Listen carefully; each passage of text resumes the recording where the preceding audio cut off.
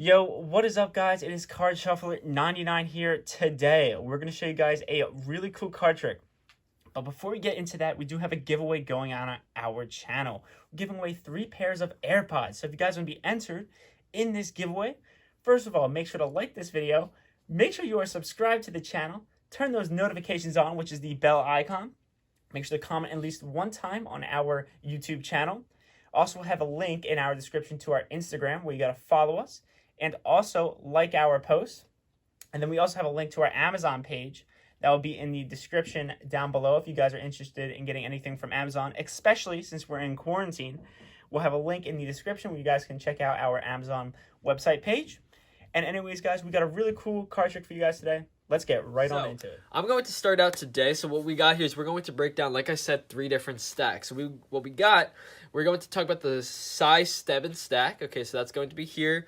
We also have the Svengali deck. Okay, that's the Svengali stack, I guess you could call it. And then we also have the invisible deck. So we're going to be breaking down these 3 tricks. We're going to go in depth on all 3 of these and show you guys everything you need to know about these 3 tricks and how you can, sort of expand upon that.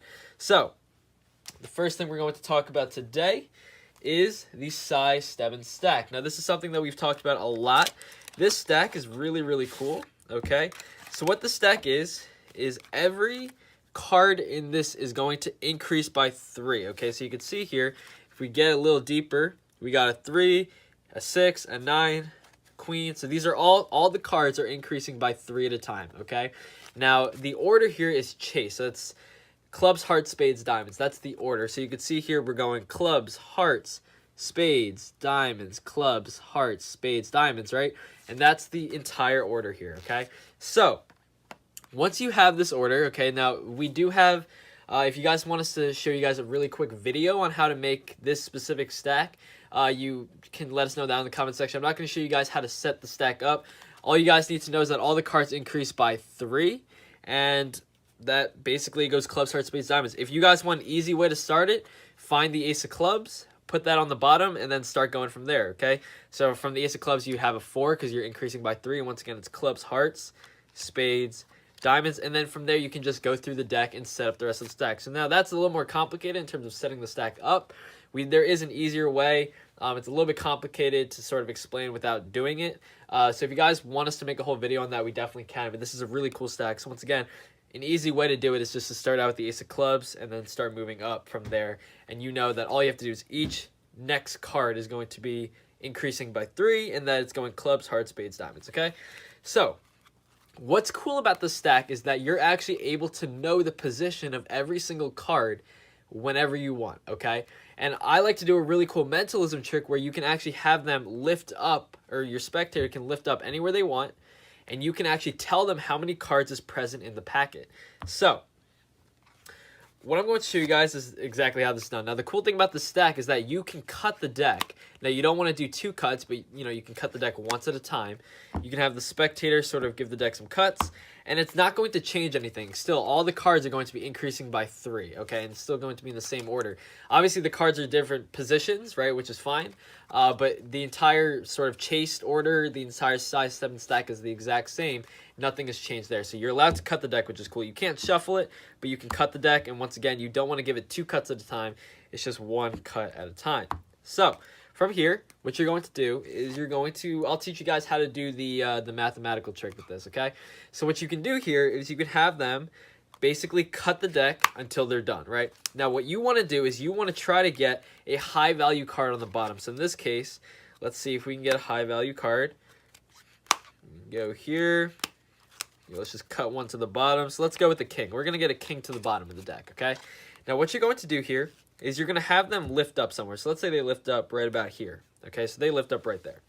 What you're going to do is you're going to look at the value of the card that they basically lifted up to, right? And you also need to know the value of the bottom card. So in this case, we got a king. So king's 13. What you're going to do is you're going to take the value of the card that they lifted to, and you're going to subtract that from the value of the bottom card. So in this case, 13 minus 2, okay? That's 11. What you're going to do there is you're basically going to say, okay, we have 11. Now we're going to multiply that by 4, okay? So 11 times 4 is 44. Now, at this point, you're going to do some guessing, okay? Now, this is a bit hard, but you just, as you start practicing, get used to it, you'll understand, is you're going to start guessing how many cards this is. So this is not 44 cards. So if the value that you have, if you can guess here that this is not 44 cards, and obviously I can tell this is not going to be 44 cards just because I've done this so many times. This is nowhere near 44. What you do is you can either add or subtract increments of 13 at a time. So in this case, 44, okay, minus 13 is 31, okay? So what you're going to do is you're going to take that value, so we've got 31, and you're going to say, okay, is this around 31 cards? And to be honest with you, no, I don't think this is 31 cards, okay? So what you can do from there is you're going to say, okay, let's subtract another 13, okay? So you got 31 minus 13, so you're going to have 18, okay? So let's see. This is probably 18 cards, let's be honest here. So let's go through. We'll go 1, 2, 3, 4, 5, 6, 7, 8, 9, 10, 11, 12, 13, 14, 15, 16, 17, 18 cards. That's perfect right there that we were able to guess that. So once again, that's just a cool mathematical trick that you guys can do right there. And I'll show you at the end a really cool way that you can incorporate this exact idea with one of the other stacks and you can combine the trick. So once again, you just lift up somewhere, subtract the bottom value minus that, multiply by 4, see if that's around the value of the cards here. If it's not, you can add or subtract increments of 13, and then you can actually guess the number of cards they lifted up to. That's a cool mentalism effect right there. All right, moving on. We're going to move on now, and we're going to start with let's go with the Svengali deck. So what this deck is, it's actually a really cool deck that allows you to, in a way, force a card. So you can use this as a card force. You can use this as a really cool effect. And what this is you can see here, every other card is an 8 of clubs. Now, this is a really cool deck that you guys can purchase. And what you do here is if you basically go like this, right? Let's say I were to dribble the cards. All the cards that show up are the 8 of clubs because all the 8 of clubs are actually cut short. So you can see here, if I go really close, you can see how that 8 of clubs is cut short. You can see really close there. It's really tough, but you can see how there's more space above the king than there is above the 8, right? What this allows is if you guys want to dribble the cards, they're all 8s. Also, if you were to riffle down the deck like so, you can see that all the cards are different, right? You can see all the cards are different. If you want to riffle down the side like that, all the cards will appear different. If you wanted to, you can riffle down like so and have them put their finger in, and whatever card that they touch is going to be the 8 of clubs.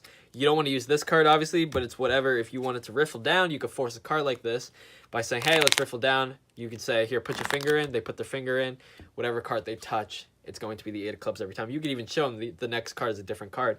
And even then, the card below it is also a different card. So that's pretty cool, right?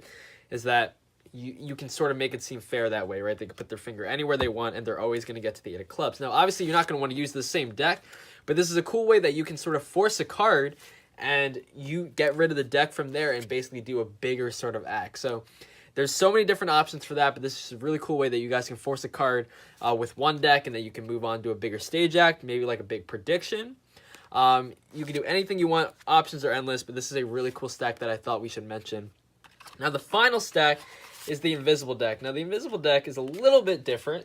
Now, we got 2 here. So what I'm going to show you with the invisible deck, what you have here is on one side, and basically you're going to have 2 cards that are stuck together by this sort of rough finish. Okay, so basically all the backs of the cards have this rough sort of sandpaper-like texture that allows the cards to sort of stick together, right?